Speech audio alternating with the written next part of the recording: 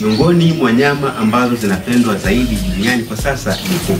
Leo hii tupo Roa Farm ambapo ni shamba linalojihusisha na uzalishaji wa kuku wa aina tofauti. Lakini leo tupo kwenye shamba la kuku wa nyama. Tunakutana na wataalamu ambao wapo kwenye shamba hili la Roa Farm ambao wanaenda kutufundisha ni kwa namna gani tunaweza kuanza ufugaji wa kuku. Usiondoke, hii ni Maku.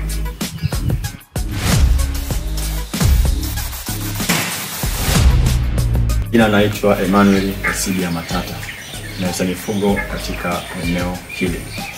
Leo tutakwenda kujifunza ufugaji wa kuku wa nyama ambao tunaita kwa Kiingereza broilers. Tutajifunza kuanzia management ya kuku kuanzia siku ya kwanza, siku ya pili, wiki ya kwanza, wiki ya pili, wiki ya tatu, kwa tunapowatoa kwa ajili ya kuwapeleka sokoni. Tulipo hapa ni katika banda la kuku ambalo banda hili ni kubwa kiasi na beba kuku takribani 1200. Kuku waliopo hapa kama nilivyokuambia mwanzoni mtazamaji ni kuku wa nyama. Kwa banda hili na kuku hao 1000 ambao tumemanage kuanzia siku ya kwanza mpaka siku ya kuwatoa. Karibu uendelee kujifunza pamoja na sisi katika kipindi. Asante. Okay. Emmanuel, kwa kawaida hata kabla mtu hajaanza kuweka pesa yake kununua vifaranga vya kuku, inahitaji aanze kufanya kitu gani zaidi? Asante. Na nitaanza mkulima ama biashara na kitu kizungumzia kulima. Kabla ya kujaingiza kuku ama kabla hujaanza kufanya ufugaji wa kuku, lazima uanze na jengo. Lazima uanze na jengo la kufugia kuku wako. Kwa kawaida jengo inatakiwa liwe kwenye east west orientation, yani magharibi mashariki, ambapo jua likichomoza basi jua ligonge kwenye ukuta mmoja na likizama ligonge kwenye ukuta mwingine. Pande zingine za west kaskazini na kusini, hizi zinakuwa zinaruhusu mwanga. Kunakuwa na wazi mkubwa kwa ajili ya kuruhusu hewa kuingia. Tunasema pawe na air circulation kwa sababu kuku wanahitaji hewa safi ya oxygen.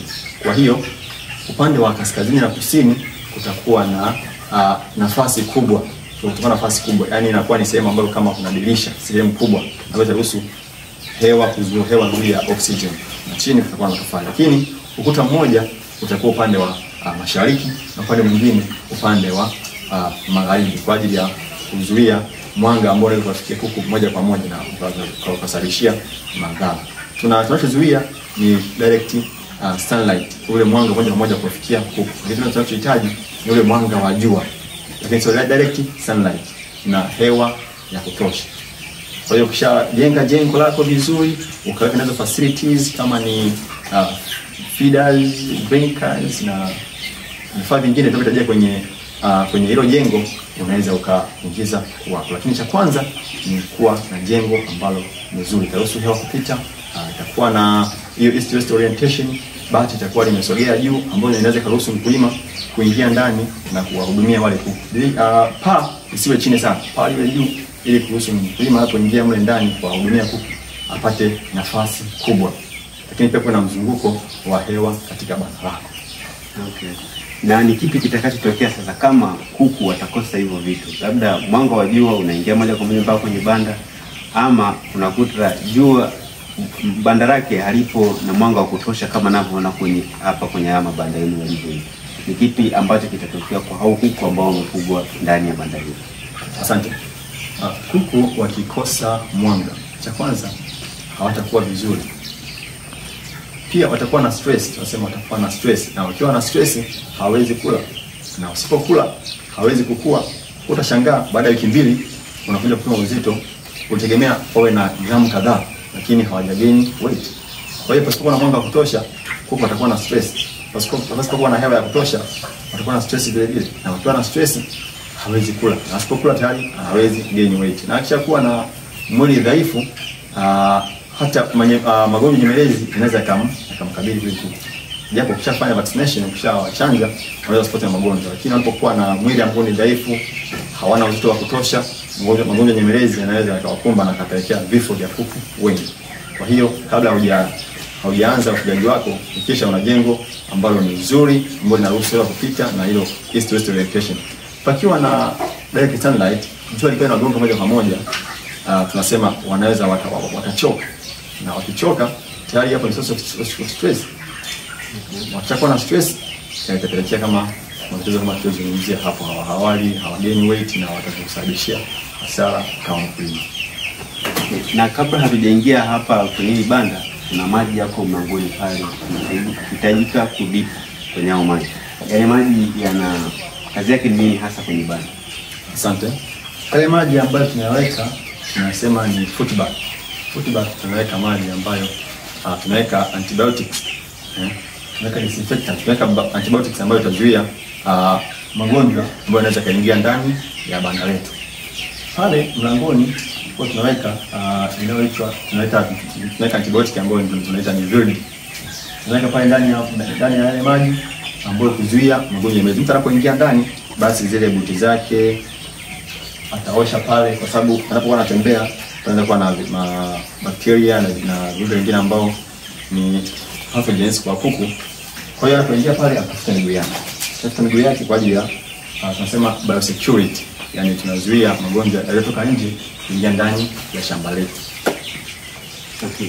Na pia kuna siku nimekuta mkiwa mnasafisha banda hili, mkiwa mnapiga dawa na nini. Zile zilikuwa ni dawa za nini na kwa nini mlikuwa mnafanya vile kabla hamjaweka vifaranga kwenye banda hili? Asante. Huwa tunasema unatakiwa ufanye disinfection, yani unaua vile vimelea vya magonjwa ndani ya banda. Na tunaweka ile dawa tunasema ni disinfectant. Siku 7 kabla hujaingiza kuku, basi utaweka hiyo disinfectant kwenye banda lako.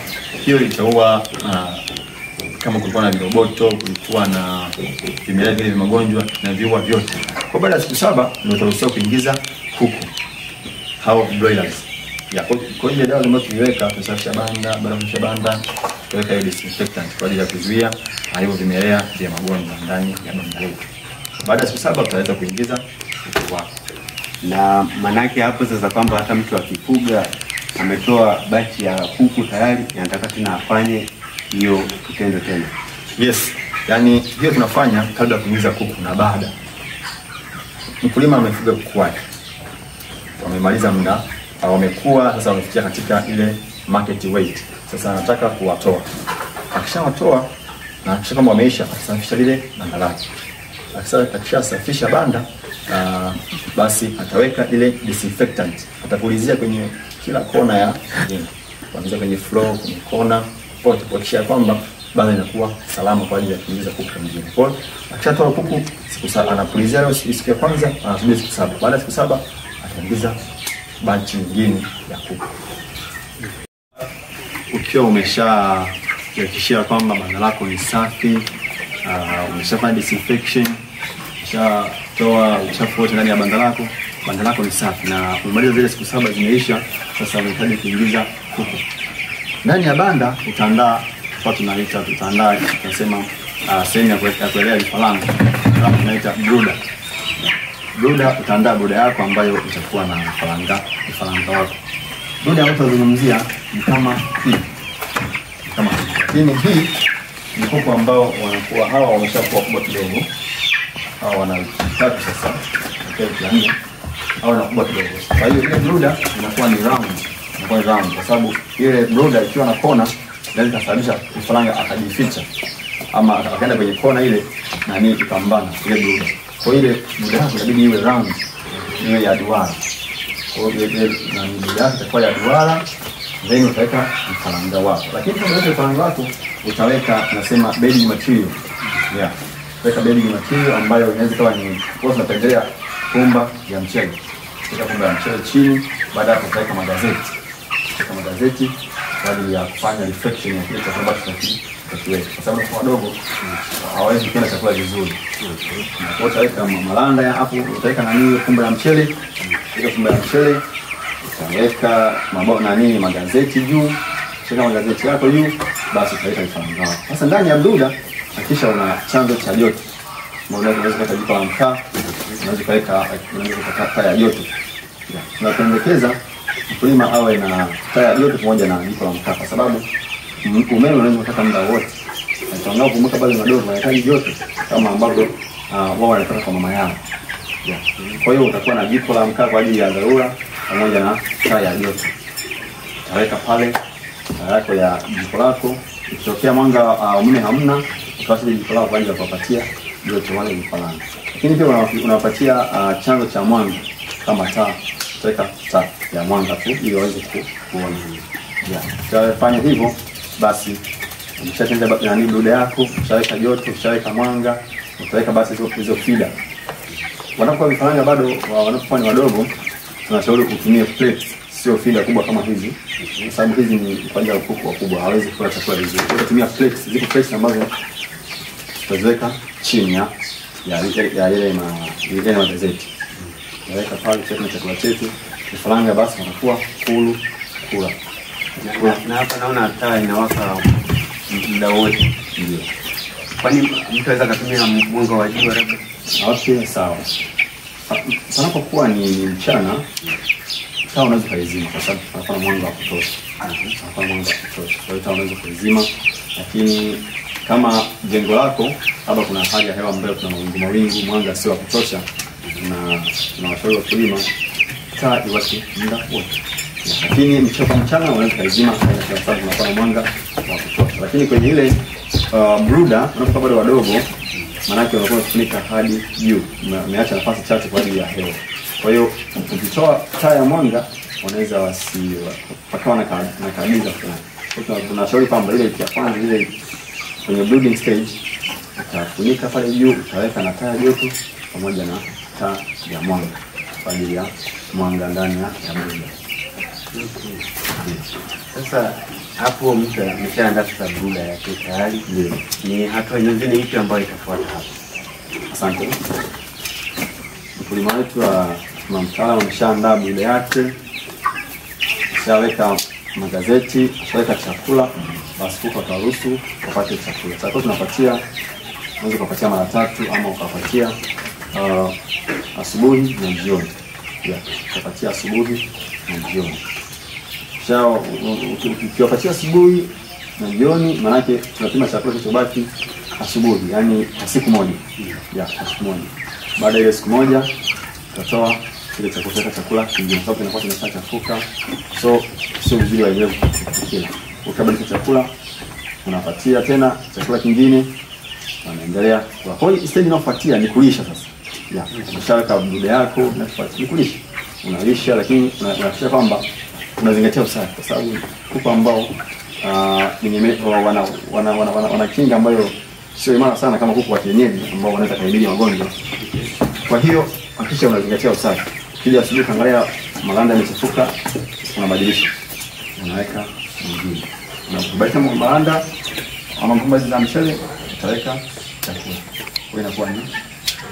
Kwa hiyo siku ya kwanza tu wanapofika hawa kuku wanakuwa wanakula. Yes. Unapokuwa umetoa kwenye mneno wako kuku wako, unawaleta. Cha kwanza utapatia glucose. Glucose sababu wanakuwa wamechoka. Sababu matwa ni mbali kidogo. Wakifika tu day 1 utapatia glucose. Glucose. Baada ya hapo unapatia pia na chanjo. Utapatia. Siku ya kwanza unapowapatia ile glucose utapatia na chakula. Lakini kitu ambacho nataka nikukumbushe mkulima kwamba siku ya kwanza haupatii chanjo. Kwa sababu wanapokuja wanakuwa na chanjo ambayo wamepata siku ya kwanza walipokuwa hatchery. Wanakuwa wanatoleshwa. Kwa hiyo siku ya kwanza utawaleta ukapatia glucose. Utapatia glucose, unapatia na chakula. Utapata chakula ambacho tunapatia kinakuwa ni kwenye punje ndogo ndogo, inaitwa starter. Chakula ambacho kinakuwa na protein nyingi, kinafanya kuku wakue. Kwa hiyo utapatia hicho chakula, baada ya glucose wameshakunywa ile glucose, kwa hiyo wana energy. Wanaweza kutosha kuona zile chakula cha starter na wakaanza kula. Kwa hiyo kwanza wanaanza kuwa wanakula wale vifaranga. Na moja kati ya changamoto ambao hao kuku wanapitia ni magonjwa. Ndio. Ni kwa namna gani sasa mkulima anaweza kuhandle magonjwa ya hawa kuku hasa kwenye hii hatua ya breeding stage? Asante. Kama walivyosema kwamba wote hawa kuku ni magonjwa. Kwa hiyo tunapowaleta wanakuwa na ile kinga ambayo wameshapatiwa kwenye actually wameshatoleshwa wakapewa hiyo kinga ya magonjwa vaccine chanjo.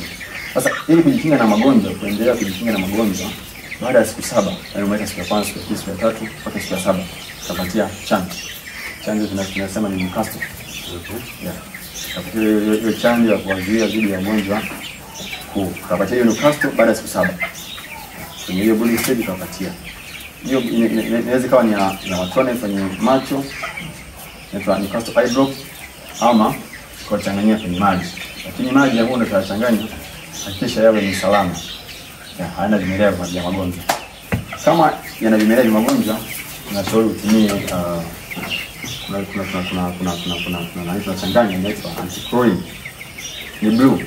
Unaiweka kwenye maji, unachanganya, baada hapo inazuia inaua wale bacteria na kutoa hizo chlorines kwa ajili ya maji kuweka. Lakini kama una maji ya mvua, maji ya mvua kwa tunatumia amna haja kuchanganya na hiyo blue ama hiyo chlorine hizo. Amna haja tu ya kuiweka. Na hizo anazipata wapi hizo antichlorine ama sawa, anazipata wapi? Sawa. Hizo blue, hizo antichlorine ambazo tunazungumzia kwa ajili ya kuchanganya kwenye maji inapatikana kwenye maduka ya pembejeo za mifugo. Tenda kaulizie maduka yote ambayo nafikiri kila duka ambayo wanauza vyakula vya mifugo hivyo vitu vipo. Na chanjo sasa, ratiba ya chanjo inakuwaje kwenye hao? Asante. Hata kuku wako siku ya 7 kama nilivyosema unapatia Newcastle. Siku ya 7, siku ya 14 tena siku 1 mpaka 14. Siku 14 utapatia chanjo ya Gumboro. Chanjo ya Gumboro. Siku ya 3 tena utapatia chanjo ya Newcastle. Ndio ya kwanza. Baada ya hiyo chanjo ya Newcastle, siku ya 4 tena utapatia chanjo ya Gumboro.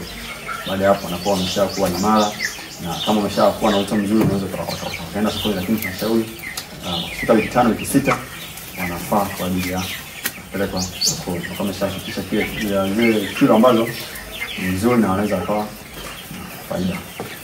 Kwa hiyo kuku wanyama wao wanaweza wakafugwa kwenye brooder huko mpaka wanapata ile market weight wanaingia sokoni, ama kuna sehemu nyingine wanatolewa hapa wanapelekwa kwa kufugwa kutolewa kwenye breeding stage?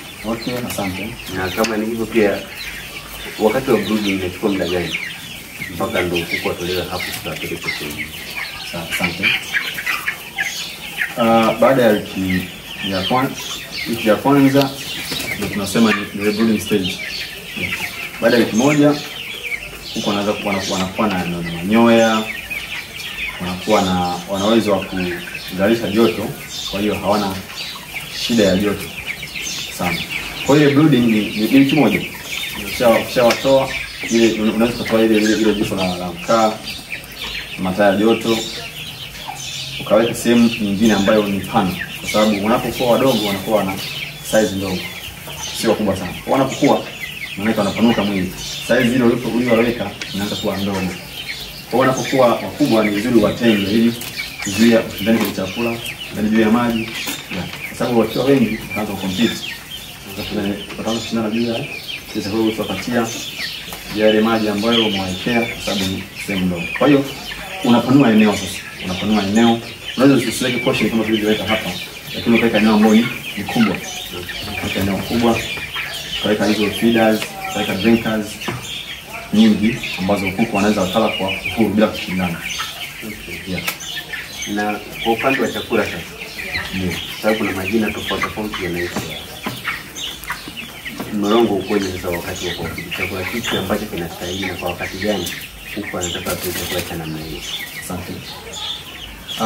Kwenye chakula wiki ya kwanza mpaka ya pili tunasema 3. Ile 3 inakuwa na protein nyingi kwa kufanya wakue. Yaani ukiangalia kwenye ile content ya kile chakula, proteins, vitamins, minerals, carbohydrates, zote zinakuwa kwa kiwango kikubwa. Hiyo ukiangalia siku yake inakuwa ipo juu kidogo kwa ajili ya kufanya. Kwa wiki 2 wanakula 3. Wiki 1 ile wiki ya 3 sasa watakula grow kwa ajili ya kufanya wakue sasa. Alafu wiki ya 4 hiyo na kuendelea wanakula finisher. Itakuwa ambacho kitawasaidia kujenga misuli na kuongeza uzito. Kwa anapokula finisher ile anakuwa anajenga ile misuli. Kwa hiyo anakuwa ni mkubwa. Ameshatoka kwenye starting stage, ameshakuwa kwenye growing wiki moja hiyo. Baada ya hapo anakula finisher. Kwa mtu ambaye ndo anatazama sasa hapa, umetaja hizo starter, grower na finisher, zote bado zitachanganya. Hivi vya kuona vipata wapi? Je, anaweza katengeneza yeye mwenyewe ama ni wapi anapopata chakula hicho ambacho nimekitaja? Asante. Vyakula vinatofautiana. Kuna commercial feeds ambazo tunasema vyakula vya viwandani. So anaweza kaenda kwenye kituo ama kwenye duka ambalo wanauza vifaa vyakula vya mifugo. Atapewa hiyo start ambayo ni commercial, inatengenezwa. Kuna makampuni tofauti ambao wanauza hizo vyakula. Kuna Alvin's, kuna Impact, na nyingine kuna Silverland. Kwa anaweza kaenda kwenye kuna mawakala tofauti atenda mjini maduka ya pembejeo za mifugo kuulizia vyakula hivyo kuelekeza. Kuna hiyo starter ambayo itakuwa na hizo protein nyingi, lakini anaweza akatengeneza pia. Anatengeneza mkulima kazingatia zile rations. Lakini tunasema kuku ambao ni broilers tunashauri atengeneze kuanzia wiki ya 3 wiki ya 4 unapokuwa umeshakuwa wakubwa. Unapokuwa bado wadogo tunahitaji kupata chakula ambacho ni complete ration. Yaani tuna mchanganyo ambao uko sawa kabisa wa chakula. Kwa na protein sawa na hiyo carbohydrate ile sawa, kwa tutachanganya kwa pamoja tunawapatia. Kwa hiyo ili atazipata wapi? Tunaenda kwenye pembejeo za mifugo. Atampatia hiyo starter. Starter atanunua ili ataleta. Kwenye wiki ya 4, wiki ya 3 ataendelea anaenda kutengeneza chakula. Kuna formula ambayo ukiona maafisa mifugo unaweza kutengeneza formula ya kuku. Kama ni grower, kama ni finish. Tunatengeneza kwamba kwenye finishing stage tunahitaji tumpatie kiwango fulani cha carbohydrate ile kadhaa. Kwa hiyo ndio tengenezwa, lakini ambacho kitengenezwa ambacho ni commercial feed inakuwa kina mchanganyo ambao ni sawa. Inakuwa na complete ration. Kwa kinua ile starter inakuwa na vitu vyote, vitamini, inakuwa na carbohydrate, inakuwa na protein. Kama ni grower hivyo inakuwa ina complete ration na mchanganyo ambao ni sawa kabisa. Kwa hiyo inaweza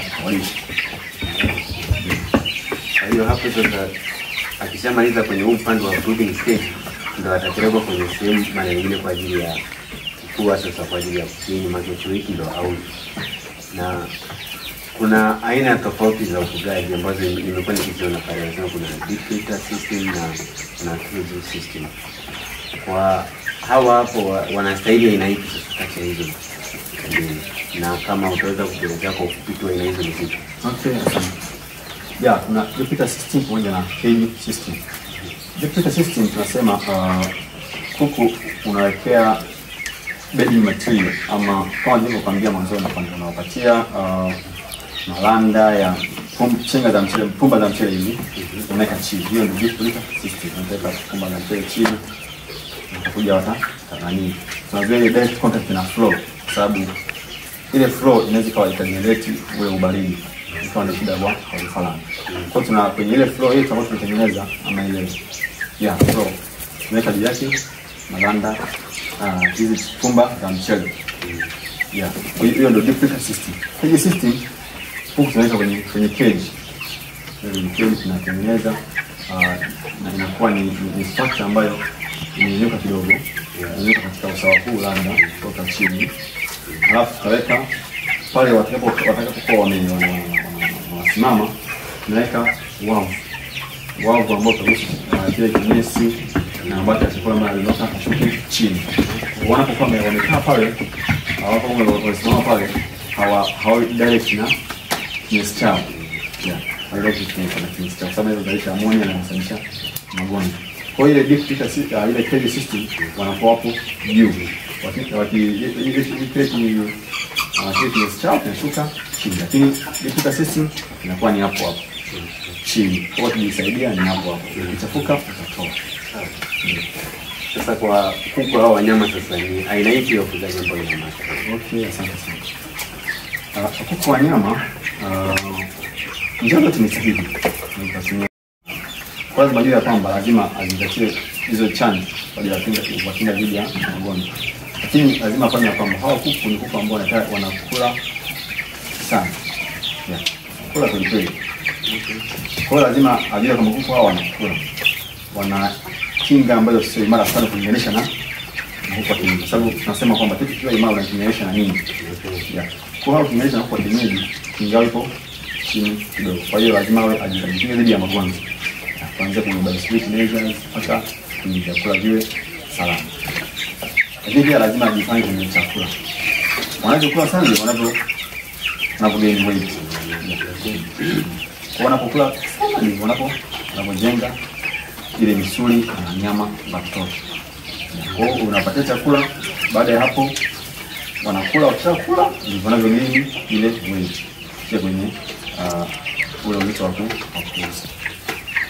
Kwa hiyo akizingatia vitu chakula, magonjwa na sehemu iwe kubwa, hewa, mwanga wa jua, zingatia vitu, basi anaweza akafanya vizuri kwenye ufugaji wa kuku wa nyama.